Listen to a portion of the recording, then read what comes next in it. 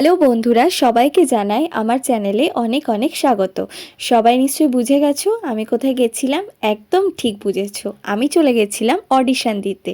সকালবেলায় হঠাৎ খবর পেলাম যে আমি যেখানে থাকি তার কাছাকাছি একটা অডিশন হচ্ছে। তাই ভাবলাম যে অডিশনটা মিস করে কি করব, তাই সকাল সকাল বেরিয়ে পড়লাম নেতাজিকে প্রণাম করে। তারপর আস্তে আস্তে চলে গেলাম মেট্রোর দিকে। টিকিটের লাইনে দেখলাম বেশ ভালোই ভিড় আছে, কিন্তু তারপর টিকিটটা কেটে নিয়ে উঠে পড়লাম মেট্রোতে। গন্তব্যস্থলে যাওয়ার আগে বদমাইশির মাথায় এলো, ভাবলাম একটুখানি এটা করেই দেখি। তবে এটা করা কিন্তু ঠিক না, বেশি করবে না তোমরা। তারপর আস্তে আস্তে যেতে আমার গনু বাবা আমার শিবজির সাথে দেখা হলো।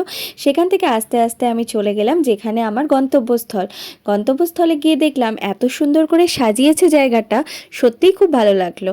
আর এই যে রিক্সাটা দেখছো, এটাকে তো আমার খুবই ভালো লেগেছে, পুরোপুরি আমাদের বাঙালিয়ানাটাকে কিন্তু ফুটিয়ে তুলেছে। তারপর ওখানে ঢুকেই দেখলাম বেশ ভালোই লাইন পড়েছে, ওখানে ফর্ম দেওয়া হচ্ছিল। ফর্মটা নিয়ে চলে গেলাম ফিল আপ করতে। ফিল আপ করার জায়গা না পেয়ে ওখানেই বসে পড়লাম। আর বসে বসেই তারপর ফর্ম ফিল আপ করা শুরু করে দিলাম। ফর্মটা ফিল আপ করার পর ভাবলাম একটু ঘুরে দেখি পুরো মেলাটা এত সুন্দরভাবে সাজিয়েছে, সত্যিই তোমাদের কি বলবো, বলার কোনো ভাষা নেই।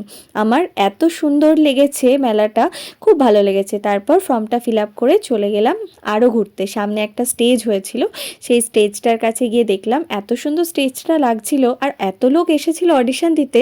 সবাই ক্লান্ত হয়ে প্রায় ওখানেই গিয়ে সিঁড়িতে, ওটা একটা ঠাকুর দালান ছিল, ওখানে গিয়ে সবাই রেস্ট করছিল। এই দেখো একটা তুরস্ক থেকে এসেছিল একটা স্টল, সেটাও আমি একটু ভাবলাম তুলেই নিই। তারপর এই যে দেখেছো কি সুন্দর কাবাবগুলো হচ্ছে। ওখান থেকে চলে গেলাম রোল খেতে। রোল খাওয়ার পরে আমি আবার একটু ঘুরে দেখলাম চারিপাশে কি কি আর খাবারের দোকান বসেছে। তারপরেই পেয়ে গেলাম বাঙালিদের চায়ের দোকান দেখতে দেখতে আবার চলে এলাম আমি যেখানে অর্ডার করেছিলাম সেই দাদাদের কাছে আমার রোলটা নিয়ে। তারপরে আবার ফিরে গেলাম আমার গন্তব্যস্থলে। যাওয়ার সময়ও কিন্তু যা যা দেখলাম সেগুলোকে চেষ্টা করলাম ক্যামেরায় বন্দি করে রাখার। তারপর খেতে খেতে আবার লাইনে চলে গেলাম, অনেকটাই লাইন পড়েছিল, কেন কি অনেক লোকের ভিড় হয়েছিল। আর তারপর সেখান থেকে আবার আমার অডিশন কমপ্লিট করে বেরোতে বেরোতে প্রায় সন্ধে হয়ে গেছিলো। আর সেই সন্ধ্যের পর অডিশন দিয়ে আবার মেট্রো করে আমি চলে এলাম আমার জায়গায়। সবাই ভালো থেকো, সুস্থ থেকো।